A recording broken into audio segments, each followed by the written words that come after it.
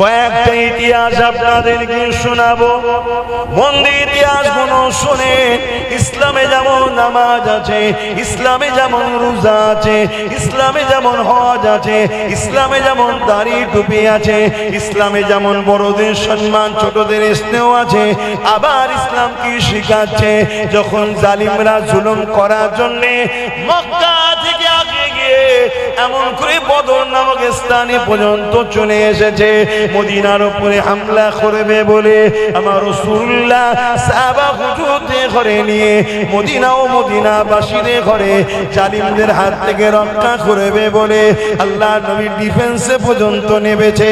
ওই ডিফেন্সে সাহাবা হুজুরদের সংখ্যা ছিল মাত্র 313 জন, আর জালিমদের সংখ্যা ছিল 1000 উপরে।